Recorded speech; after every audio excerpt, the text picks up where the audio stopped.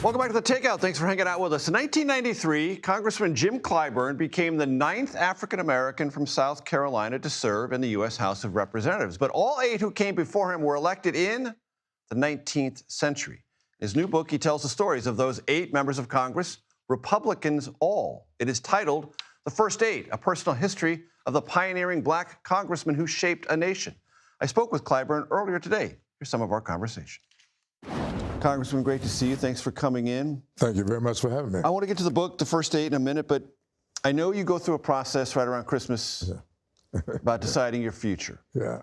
I wonder if, with Speaker Emeritus' decision to not seek re-election and the pressure you see building up within the Democratic Party for calls for a younger generation of leadership, you think more profoundly than ever before about not seeking re-election and calling it quits? No, I stepped out of leadership, and where I stand now is between me and the voters in the 6th Congressional District, and of course my family.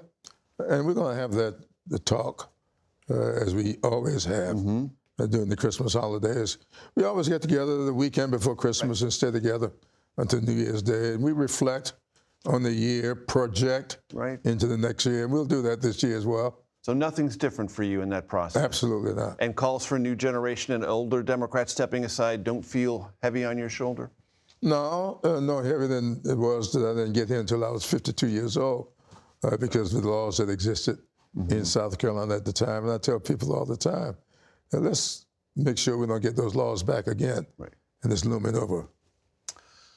Do you think come January 2026 we're going to have another government shutdown? I don't think so. You don't? Okay. No. The powers that be see that you have to be very careful how you flex those powers. And people write that the Democrats caved. That's not what Democrats did. Democrats put before the American people exactly what the issues are.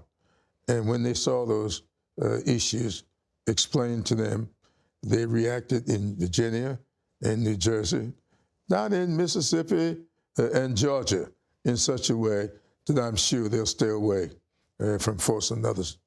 Do you think Obamacare expanded tax credits are going to be expanded before the end of this year, or do you think people are going to be facing higher insurance premiums starting in 2026? I don't know if it'll be before, but I'm sure they'll be back. I feel sure. Republicans are going to give ground on that, is what you're telling me. Oh, I think so. I think so, because the American people want it. Doesn't sound like it. Well, you know, they make a lot of noise, but that's not what this is about. This is about what I call that quiet voter that's listening, watching, reading, and they are going to react to their own selfish benefits. Excellent. The first 8, I want to say their names. Please. Harvey Kane, Robert Brown Elliott, Robert Carlos DeLarge, Alonzo Jacob Renzier, Thomas Ezekiel Miller, Joseph Hayne Rainey, Robert Smalls, George Washington Murray. Yeah. Tell me in toto what they represent. Well, Rainey we'll get to their individual stories, but they're way down on your list. But Joseph Rainey was the very first. She's the first African American to be elected to Congress ever. Now, a lot of people look at those senators from Mississippi who came before him, but they were not elected. Senators were appointed by the legislatures back in those days. So Joseph Rainey is very, very important to this process. Of the 8, only 3 were enslaved, and Rainey was one of them. His father bought his family's freedom. Robert Smalls, who I think was the most consequential of all of them, escaped from slavery. We'll get to him, I guarantee you. And George Washington Murray, also enslaved. Also enslaved, and he was the only one that was emancipated. Harvey Kane, Robert Brown Elliott, Northerners. Northerners, absolutely.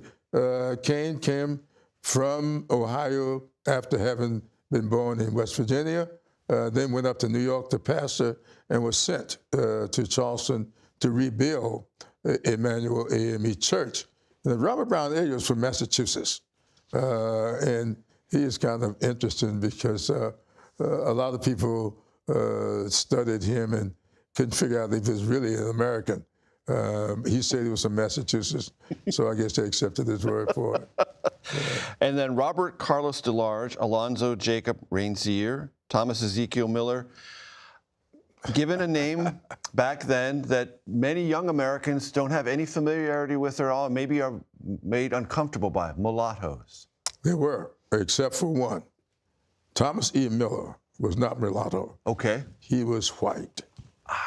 He had been born white and out of wedlock, given up for adoption, and an African-American family adopted him. So he made the choice to get into this 8. But he lived his life out as an African-American. Eventually went to college, Lincoln University and HBCU in Pennsylvania, where Thurgood Marshall went to school.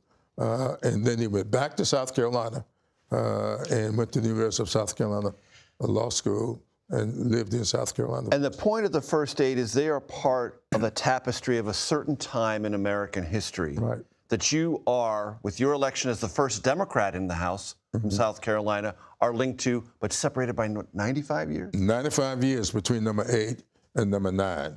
And so much of this book is not just about informing people as to who these 8 people were, but to kind of educate people as to why there's 95 years between number 8 and number 9, and why we ought to be very careful as to what is going on today, because it seems to be tracking what happened back in 1876 when we had a presidential election that was thrown into the House of Representatives. We saw taking place here after 2020 much of what took place in 1876. You can watch our entire conversation on YouTube or listen to it on your favorite podcast platform.